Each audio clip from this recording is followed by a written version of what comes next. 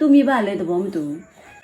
မလား တူပါလေ မတူဘူးသူကလေအမတည့်ရတိလားအခုအကျမရဲ့လက်ရှိရောက်ခမလေကျမနဲ့သူ့သားကိုပေးစားဖို့သဘောမတူဘူးကျမ already understood ကျမသိပြီးသားရီးစားဘွားကလေးနဲ့ကျမသိပြီးသားအဲ့ဒါသူကလေအမစိတ်ဆင်းရဲမှဆိုလို့လေသဘောတူတ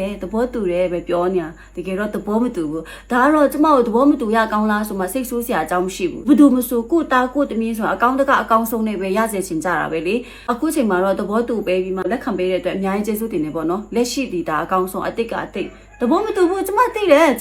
ဒီမိန်းမသိတယ်ကျမအဲ့လောက်ထိမညံ့ဘူးသဘောမတူဘူးအဲ့ဒါကိုလေအမစိတ်ဆင်းရဲမှဆိုတော့သူကလေမပြောရီးစားတက်တန်းက9နှစ်တာကြာသွားတယ်ဒီလားဒီလိုနဲ့ညားမလားမညားဘူးလားဟေးညားပါမလားဖြစ်ပါမလားဆိုပြီးမှအရန်တွေးခဲ့ပါတော့တွေးခဲ့လို့လေရီးစားတက်တန်း9နှစ်တစ်ချောင်းမှလေကျမရဲ့အခုလက်ရှိယောက်ျားရဲ့အိမ်ကိုရီးစားတက်တန်းမှာရီးစားဘွားမှာဘယ်နှကြိမ်ရောက်ခဲ့လဲငါ